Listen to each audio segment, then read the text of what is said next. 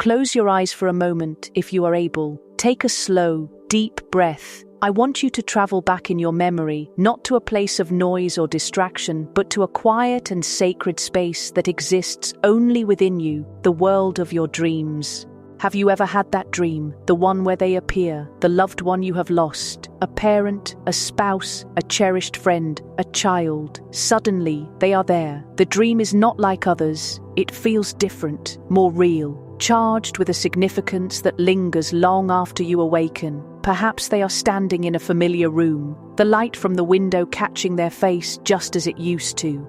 They don't say a word, but they look at you, and in their eyes you see a universe of unspoken meaning. Or perhaps they do speak, but their voice is faint. Their words a plea that you can't quite grasp when the morning comes. You wake with your heart pounding, a profound sense of their presence still clinging to you like the scent of rain on dry earth. You are left with a single, aching question that echoes in the quiet of your soul. What did it mean? Was it just a trick of your grieving mind, a simple longing replaying old memories? Was it your subconscious trying to process the loss? The world will offer you these simple, comfortable explanations. They are neat, tidy, and they keep the spiritual world at a safe distance. But you, seeker, you feel a deeper truth stirring. You know, in a place beyond logic and reason, that what you experienced was more than a memory. It was a visit, a connection, a message sent across the veil that separates our world from the next. And you are right. What if I told you that these dreams are not random firings of a sleeping brain, but sacred invitations? What if they are graces permitted by God for a purpose so profound it spans both heaven and earth? What if your loved one is reaching out, not to haunt you, not to frighten you, but to ask for your help in a way that only love can understand?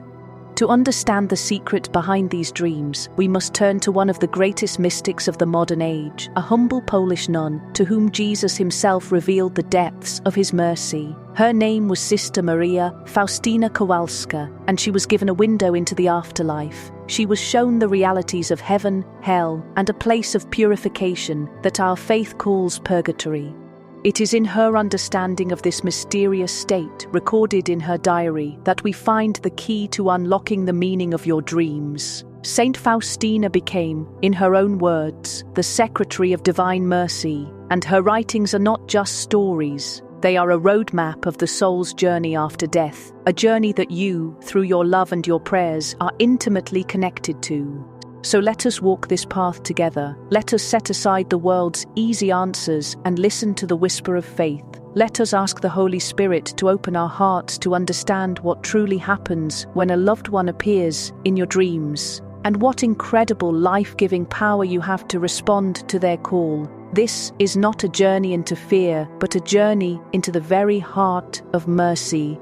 Before we can understand the dream, you must first understand the place from which it so often originates. When a soul leaves this world, it stands before the throne of God in what we call the particular judgment. In that instant, in a flash of divine light, the soul sees its entire life. It is not a courtroom drama with an angry judge. It is an illumination of conscience. The soul sees itself as God has always seen it, in its pure, created beauty. And also with every wound, every stain, every act of selfishness, and every failure to love. It sees the love it gave and the love it refused. And in this moment of absolute truth, the soul judges itself. A soul that has lived and died in a state of perfect love and purification goes directly into the eternal embrace of God in heaven. A soul that has made the tragic, final, and unrepentant choice to reject God's love and mercy finds itself in the eternal separation of hell. But what of the vast majority of us? What of the souls who loved God, who died in his friendship, but who still carry the attachments of this world? They carry the residue of forgiven sins, the wounds of selfishness, the lingering pride, the impatience, the small resentments. These are the threads of imperfection that cannot enter the perfect purity of heaven. God, in his infinite justice, cannot allow imperfection into his presence, but in his infinite mercy, he will not abandon the soul that loves him. and so he provides a place of healing, a place of cleansing, a place of final preparation. This is purgatory. Saint Faustina was granted a vision of this place, and what she described is crucial for you to understand. Forget the images of a subterranean torture chamber, a place of divine anger. Listen to Faustina's words. She saw it as a place shrouded in a kind of smoky fog, but within this fog were souls. She asked them what their greatest suffering was. Do you think they said it was the fire of purification? No, over and over they gave her the same answer. Their greatest suffering was their intense and agonizing longing for God. Imagine being deeply in love, standing at the door of your beloved's house. You can hear their voice inside, you can feel their presence. You know that just beyond that door is every joy your heart has ever desired. But the door is closed, and you are not yet ready to enter. You must be cleansed of the dust of the road. You must wash away the stains of your journey, and so you wait, consumed with a love so powerful it is a pain, a fire that burns away everything that is not love, until you are finally pure enough to cross the threshold. This is purgatory. It is not God's rejection, it is His mercy. It is the soul's own yearning for God, so powerful that it becomes the very fire that purifies it. The soul in purgatory knows it is saved. It has the absolute certainty that it will one day see God face to face. There is no despair there, only the pain of waiting, the pain of love not yet fulfilled. They see their own imperfections with perfect clarity, and they desire this purification. They willingly embrace the cleansing fire because they long for union with God more than anything imaginable. But here is the second crucial truth that Saint Faustina revealed. The souls in purgatory can no longer merit anything for themselves. Their time of choosing, of acting, of growing in grace on earth is over. They are in a passive state of receiving purification. They are, in a spiritual sense, utterly dependent. They cannot help themselves. But they can ask for help. And who do they ask? They ask us. They ask you. We who are still on earth, the church militant, are connected to them, the church suffering, and we are all connected to the saints in heaven, the church triumphant. This is the communion of saints. It is not a dusty doctrine. It is a living, breathing, spiritual reality. We are a family bound by the love of Christ, a bond that death cannot break. Our prayers, our sacrifices, our acts of love here on earth have immense value, an infinite merit, because they are united with the one perfect sacrifice of Jesus on the cross. And we can offer that merit for the souls in purgatory. We can send them relief. We can speed their purification. We can help them open that final door. Now, with this understanding, let us return to your dream. That presence you felt, so real and palpable, that look in their eyes, that unspoken plea. Do you see it now? It is not a ghost. It is a soul, a beloved member of your spiritual family, permitted by the immense mercy of God to cross the veil in the sanctuary of your sleep to ask for your help. Your dream is a holy communication. It is a knock on the door of your heart from a soul in need.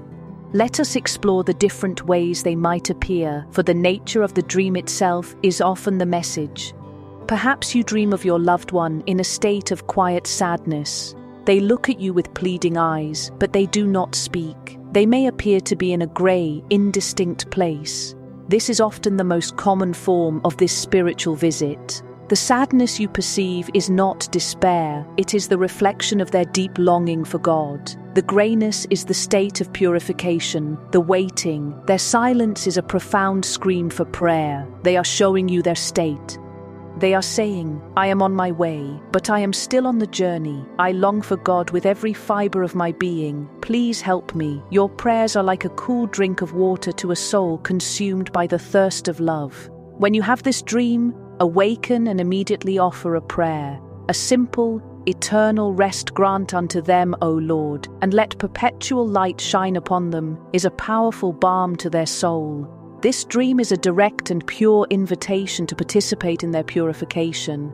Then there is the dream where your loved one seems distressed, agitated, or is trying to tell you something you cannot understand. They may point to something or repeat a word that makes no sense. This can be unsettling, but do not be afraid. This is not a sign of damnation. Remember, a soul in hell has made a final choice and is sealed in it. They have no connection to us in love.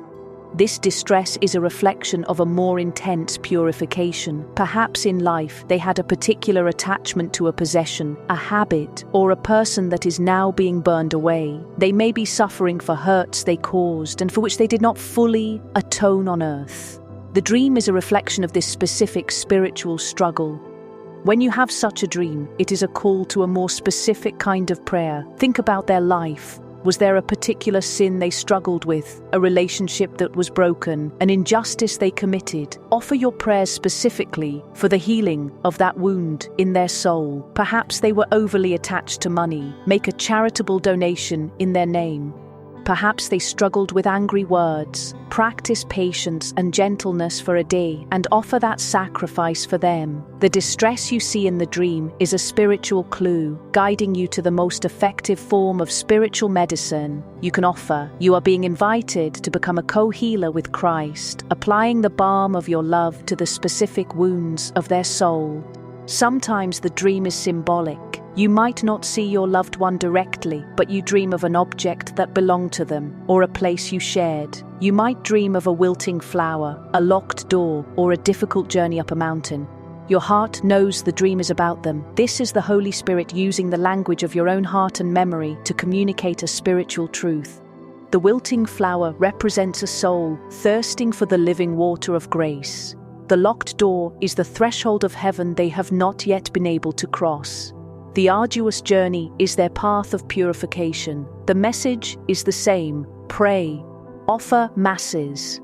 Your love is the key that can unlock that door. Your prayers are the rain that can revive that flower. And then there is the most beautiful dream of all. It is a gift of pure consolation. In this dream, your loved one appears radiant, peaceful, and filled with a light that is not of this world. They smile at you. They may not speak, or they may say something simple like, "I am okay," or "thank you." They embrace you, and you are filled with a sense of peace so profound it stays with you for days. This, seeker, is the dream of their arrival. This is the soul, finally purified, turning back for a moment from the gates of heaven to let you know that your prayers have been heard. They have reached their destination. It is their final, beautiful gift to you from the threshold of eternity. It is a message of gratitude and a promise. The bond of love is not broken.